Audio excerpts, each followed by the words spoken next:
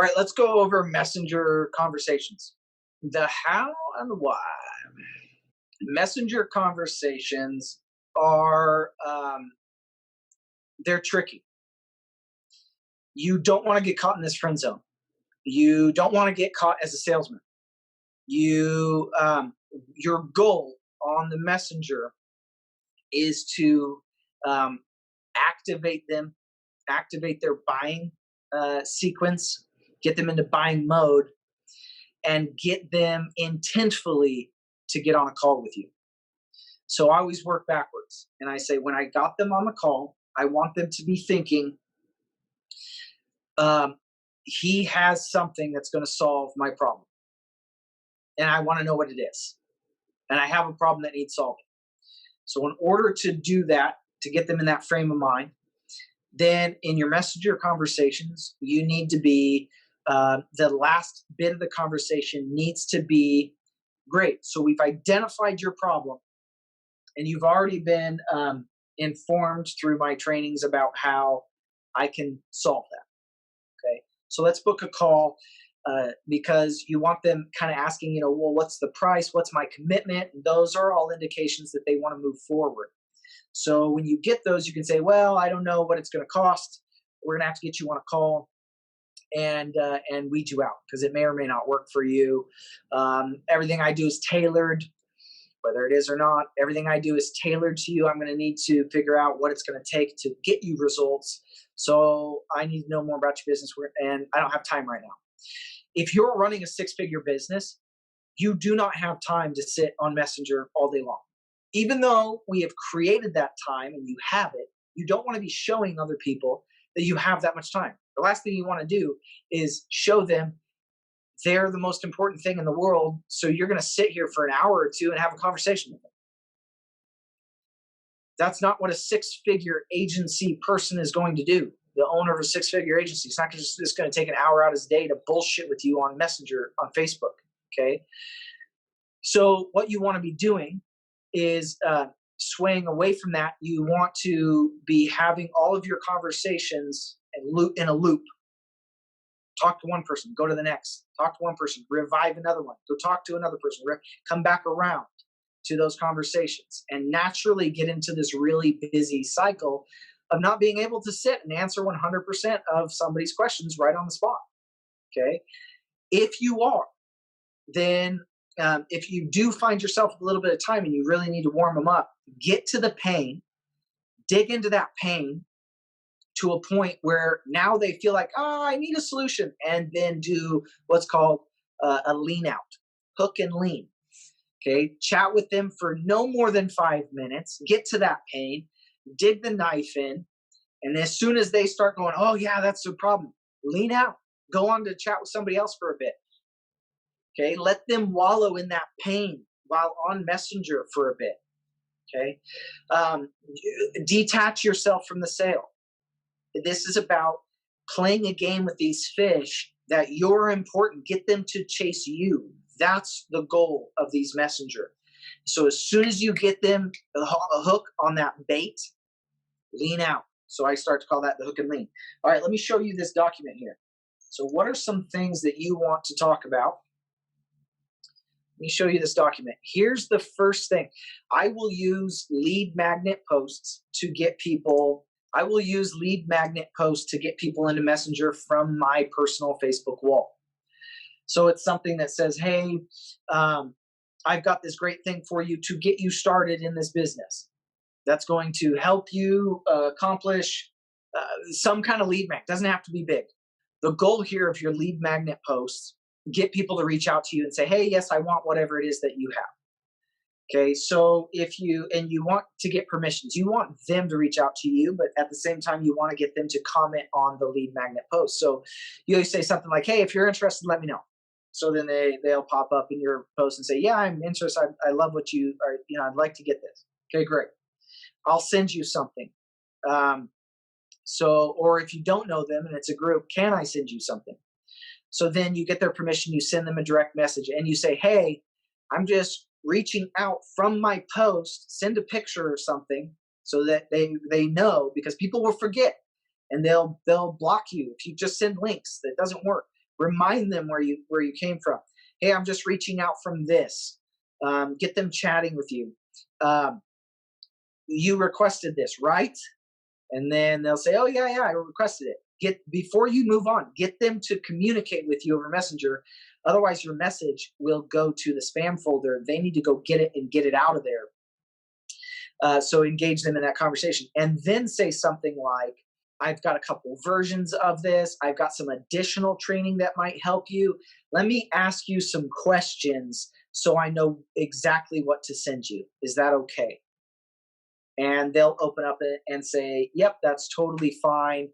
I'll answer some questions." Great. Now you just got them in a messenger, got them to open up to you without having to give away your lead magnet, right? Okay, so then you want to do the first thing is, if it's not a lead magnet, then you catch some rapport. Okay, a lot of people are doing this stuff where it's like, "How's business? How's business going?" That's starting to feel very fatigued in chat. Try to make one connection, no more than one connection. Otherwise, you'll get into the friend zone, but do make one connection. So it's like, "Oh, you're from Seattle. I grew up there. That's awesome. Is the weather still gray?" And move on. And then they'll respond and move on. Just make one connection, or you're going to get caught in the friend zone. And be careful not to never jump out with your offer, never jump out with who you are. Build that rapport first thing. So the rapport could easily be this lead magnet. "Hey, you asked for this in my group, blah blah blah blah." And then move on. Okay. The first thing that you want to do in your line of questioning is establish the situation. What are we dealing with? What business are you in? What's your emotional state? You need to establish if this is your ideal customer. That's the goal of this. Is this somebody I even want to get on the phone with? How much effort am I going to put into this? This is where I will use this little meeting thing here, where I will jump to this individual. What's he? He's from India. So I'm like, yeah, I don't know if he's 2 months old. He makes 40,000 per month. I'm like, yeah, he's not qualified. So I'm just gonna be like,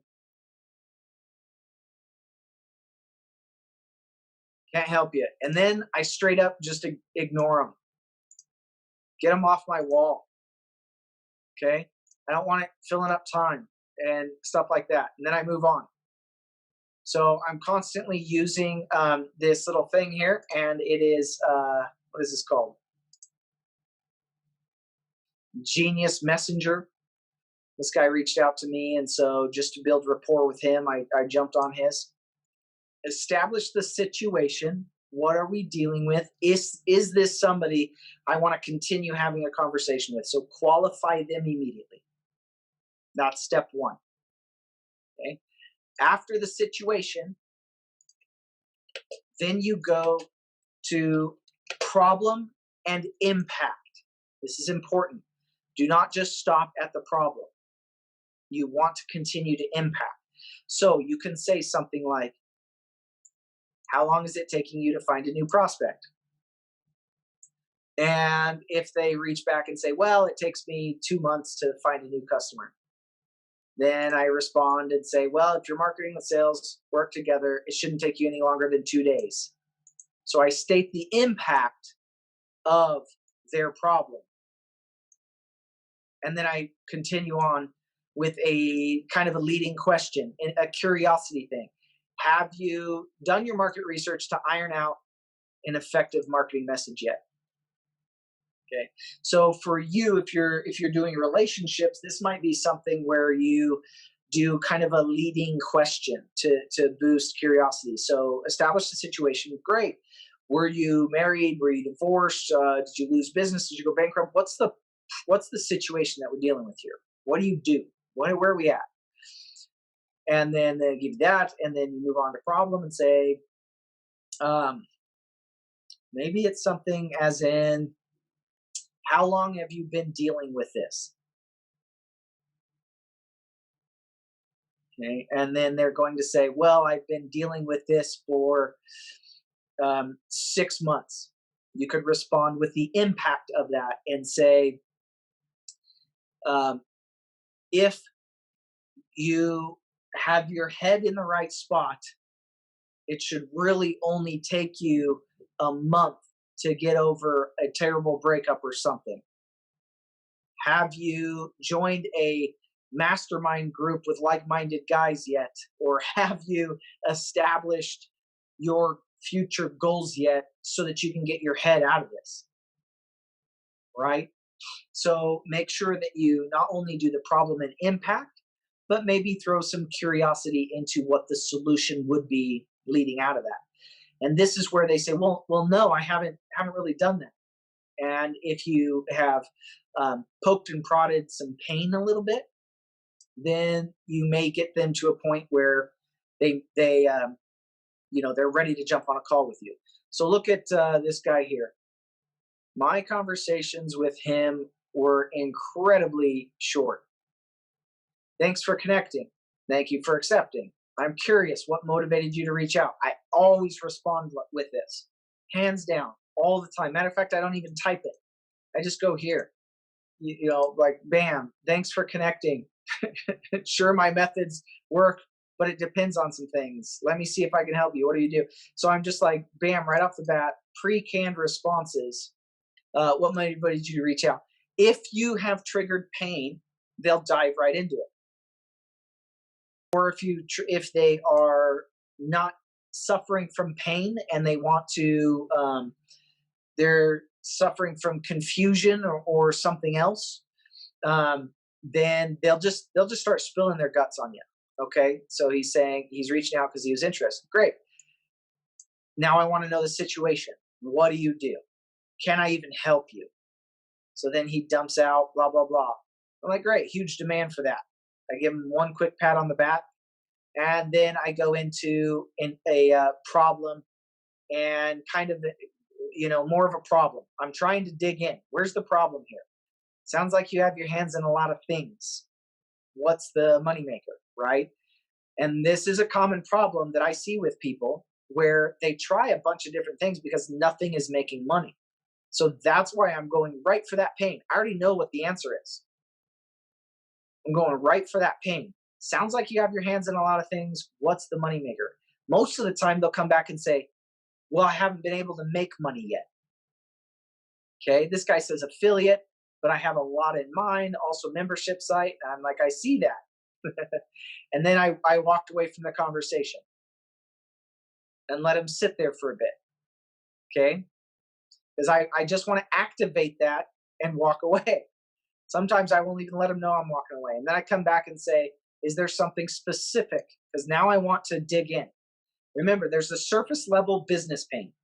There's 3 levels of pain here. Surface level business, the basic thing that's going on in their relationship, in their career, the basic problem.